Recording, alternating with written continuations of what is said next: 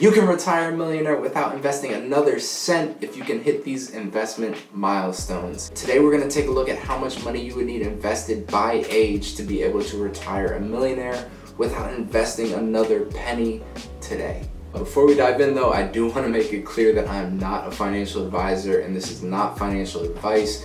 This is just my opinion based off the research that I've done.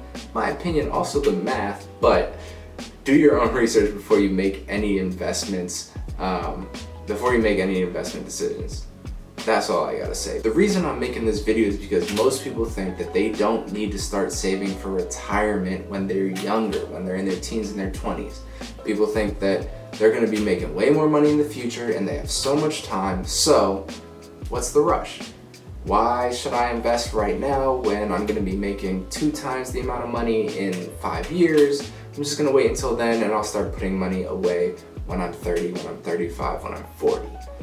And that's fine, right? Like, you should go have fun in your 20s and spend your money in your 20s, but the median net worth at retirement is $410,000. So if you wanna be a millionaire at retirement, you don't wanna be like most people. No offense to most people, but they don't start young. And starting young is going to allow you to harness the power of compound interest and allow you to invest significantly less and still retire a millionaire compared to the people who start later on in life. Compound interest is a beautiful thing. It is the process where your money, your initial investment earns interest, and then your interest that you earn from that initial investment gets reinvested and you earn interest on top of that. This cycle of earning interest on both your initial investment and the interest that your initial investment is earning is going to lead to exponential gains over time. Over the short run, it's not going to make a huge difference, but in the long run, oh my God, compound interest is going to change your life. Essentially, the money that you invest is going to start making money for you, and a lot of money for you if you leave it in there long enough. Let's break it down with an example. If you invest $1,000 at an annual return of 7%, you're gonna earn $70 at the end of that first year. That $70 is then going to be reinvested on top of that $1,000 for the next year, right? So instead of earning an additional $70 like you did the year before, you're gonna earn $74.90, almost $75, which obviously isn't that significant. That's only about a $5 increase, but like I said, over the short term, you're not gonna see significant gains. It's over the long term that you see the big difference. So let's say you left that $1,000 to sit for 30 years. After 30 years, that $1,000 is going to be worth $7,600 and you're going to be earning $500 in interest that year. If you can stretch it to 50 years, right? Let's say you start at 20 and you want to stretch it until you want to invest that $1,000 until you're 70. That $1,000 is going to be worth over $29,000 and you're going to earn over $2,000 in interest in that 50th year. So over double what you initially invested compared to the $70 that you're earning in interest in the first year.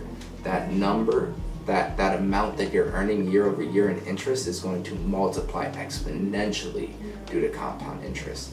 That's the power of compound interest. That's why we start investing early, and that's why as we go through these milestones, you'll see the younger you are, it's so significantly less than what you need to invest when you get older. These numbers were calculated assuming a 7% rate of return yearly, which is about average for what the stock market returns. But also understand that just because historically the stock market has returned around 7%, it doesn't mean it will do that continuing on to the future.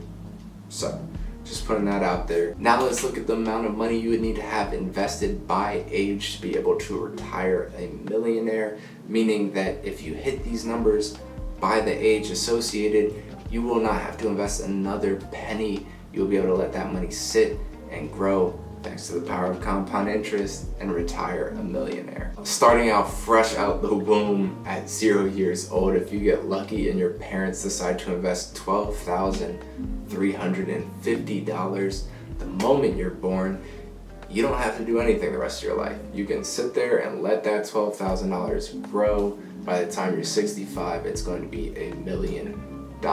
For those who are starting a bit later, like most of us, though also this isn't like most of us, but if you're starting at 18 years old, you would need $42,000. This is going to be possible for some people who really put the work in. They work through high school, part-time jobs during the school year, full-time jobs in the summer. It is possible, but it is a stretch. But $42,000 is what you would need saved and invested for retirement at 18 to be able to let that money sit and become a millionaire at 65. At 25, which is going to be the more realistic age for most people to start really investing for retirement, you're going to have a couple years in the workforce, whether that's a couple years out of college or maybe you started working right out of high school. The number you want to shoot for at 25 is going to be $67,000. If you can hit that amount, you're going to be good for retirement. At 30 years, you're going to need $95,000 saved for retirement. This is going to be the age where most people start thinking about investing and saving for retirement. So if you've already hit this point, you're well ahead of the game. At 40, you should aim to have $185,000 saved for retirement if you want to be able to stop investing completely and become a millionaire at 65. At 45, your target is going to be $260,000. We're really getting up there now. At 50, it's going to be $365,000, so over $100,000 more than the last milestone. Take note of how significantly the changes between each milestone. As you get older, the difference between each milestone gets significantly larger, and that's because of the power of compound interest. The earlier you start, the less money you're going to have to invest to be able to hit this target. At 55 years, you should aim to have $510,000 invested if you don't want to invest anymore. At 60 years, you should have $715,000, so 3/4 of the way to $1 million at this point. The older you get, the more money you're going to have to invest yourself to be able to hit this millionaire milestone by retirement versus your money doing the work for you and compound interest getting you there. So if you take a look at how much money you would need at 25, right, $67,000, which, don't get me wrong, that's a lot of money for a 25-year-old, but compared to the $510,000 you would need at 55, like, personally, I'd rather make the sacrifice up front, invest $67,000, than have to make the sacrifice down the road and invest $500,000 to become a millionaire. And this demonstrates the importance of starting early. The longer you wait, the more you're gonna have to invest to be able to catch up and achieve the same goal as you would if you just invested when you were younger. Now, achieving these milestones is not an easy task, don't get me wrong. It will require sacrifice, but hopefully after seeing these numbers, you can understand that the sacrifice it would take if you start now, no matter what your age is going to be significantly less than the sacrifice you'll have to make when you're older. I mean, a lot of people end up sacrificing retirement years, end up sacrificing all of retirement, and I don't know about you, but for me personally, that's not a sacrifice I'm willing to make.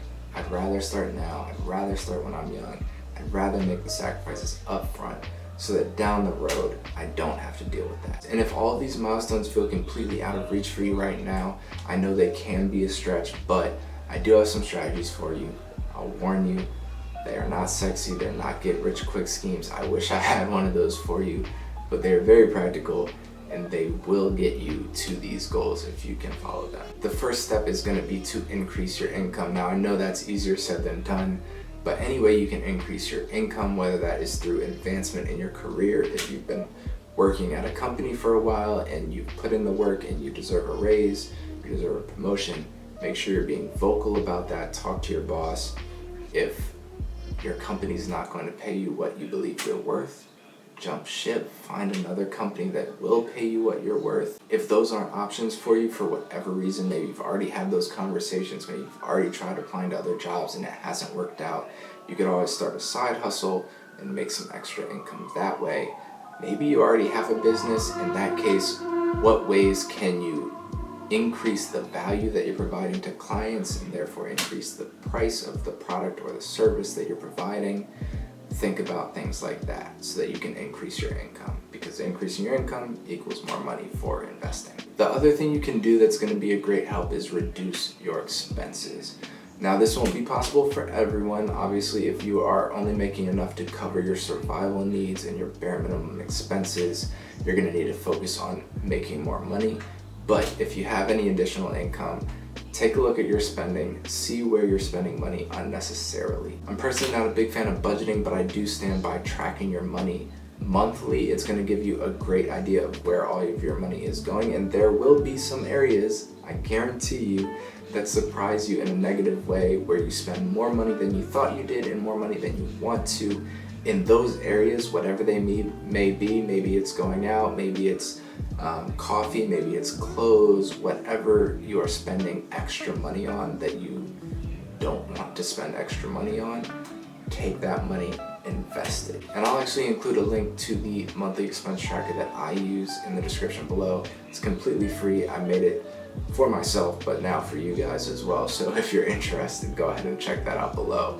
It's a very good tool to use as you're on your journey to financial freedom. Before we close out though, it is important to note that that $1 million mark for retirement isn't necessarily going to provide you a life of luxury.